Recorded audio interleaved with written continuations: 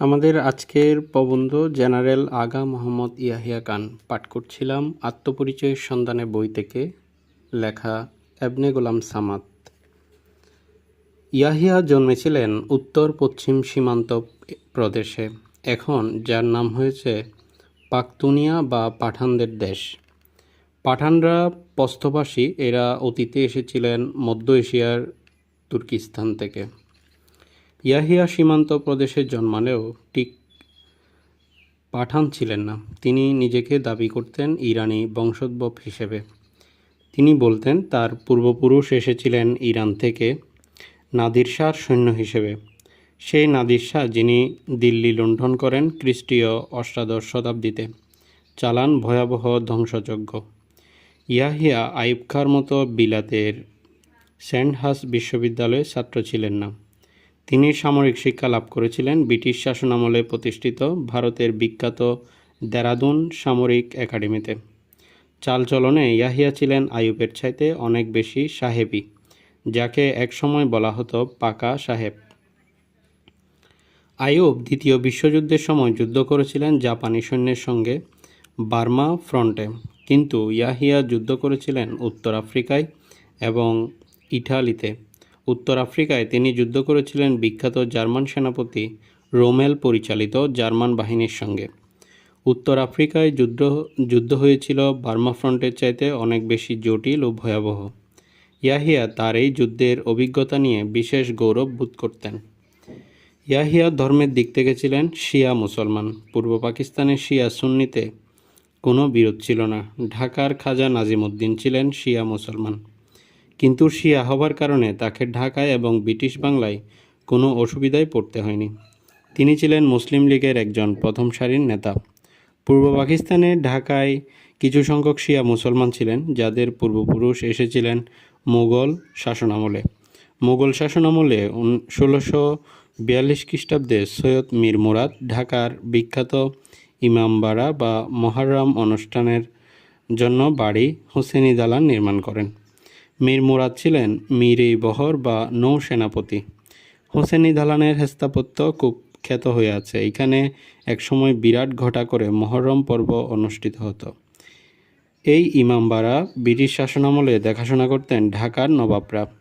ঢাকার নবাবরা ছিলেন হোসেনি দালানের মোতোয়াল্লি। তারা এই দালানের সংরক্ষণ ও সেখানে অনুষ্ঠিত মহররম পর্বের জন্য বহু অর্থ ব্যয় করতেন। কিন্তু ঢাকার নবাবরা ছিলেন সুন্নি মুসলমান। এ থেকে বোঝা যায় বাংলায় শিয়া সুন্নির বিরোধ সেভাবে ছিল না, যেমন ছিল পাকিস্তানের পশ্চিমাংশে। ইয়াহিয়া তাই ভাবতেন যে পাকিস্তানের পশ্চিমাংশের চাইতে পূর্ব পাকিস্তানে তিনি অনেক সহজ হতে পারবেন আদৃত। শোনা যায় শেখ মুজিব তাকে বলেছিলেন তিনি যদি পাকিস্তানের প্রধানমন্ত্রী হতে পারেন তবে ইয়াহিয়াকে প্রেসিডেন্ট পদে বহাল রাখবেন। ফলে ইয়াহিয়া হয়ে ওঠেন শেখ মুজিবের উপর বিশেষ সহানুভূতি সম্পন্ন। ইয়াহিয়া 1971 সালের 14 জানুয়ারি ঢাকায় এক সংবাদ সম্মেলনে বলেন, সংবিধান প্রণয়ন সমাপ্ত হওয়ার সঙ্গে সঙ্গে জনপ্রতিনিধিদের নিকট ক্ষমতা স্থানান্তর করা হবে। শেখ মুজিব হতে যাচ্ছেন পাকিস্তানের ভবিষ্যৎ প্রধানমন্ত্রী। অথচ ইয়াহিয়াকে 26 মার্চ রাওয়ালপিন্ডি থেকে বেতারে ঘোষণা করতে শোনা গেল যে শেখ মুজিব সৃষ্টি করেছেন শাসনতান্ত্রিক সংকট। শেখ মুজিব পাকিস্তানের শত্রু। এই সময়ের ইতিহাস লেখা সহজ নয়, কেননা বহু ঘটনাই এখনও হয়ে আছে অজানা। তবে একটি বিষয় বিশেষভাবে লক্ষ্য করবার মতো, তা হলো আওয়ামী লীগের প্রথম সারির প্রায় সব নেতাই চলে যেতে পারেন ভারতে। ইচ্ছা করলে শেখ মুজিবও ভারতে যেতে পারতেন, কিন্তু তিনি সে উদ্যোগ গ্রহণ করেননি। শেখ মুজিবও ভারতে যাওয়ার যে প্রচেষ্টা সেটি ব্যর্থ হয়। পাক সামরিক কর্তৃপক্ষ তাকে গ্রেপ্তার ও বন্দী করে পাঠান রাওয়ালপিন্ডিতে। শেখ মুজিবের বিরুদ্ধে মামলা হয় রাষ্ট্রদ্রোহের, কিন্তু শেখ মুজিবকে অধিকার দেওয়া হয় উকিল নিযুক্তির। শেখ মুজিবের পক্ষে মামলা চালাবার জন্যে 16 আগস্ট নিযুক্তি পান এ.কে ব্রহি এবং তার সহযোগী গোলাম আলী মেনন, আকবর মির্জা ও গোলাম হোসেন। এরা ছিলেন তখনকার পাকিস্তানের সুপ্রিম কোর্টের খুবই নামকরা উকিল।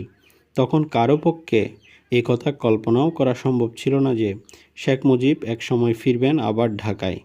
হবেন স্বাধীন বাংলাদেশের প্রধানমন্ত্রী।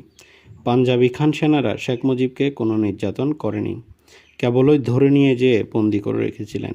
শেখ মুজিব পাঞ্জাবি খান সেনাদের হাতে নিহত হননি, নিহত হন তার দেশের সৈনিকদের হাতে, যেটা কেউ পূর্বে কল্পনা করতে পারেনি। আমরা পরবর্তী প্রবন্ধে আবার কথা বলবো। সে পর্যন্ত সকলে ভালো থাকুন। ধন্যবাদ সকলকে।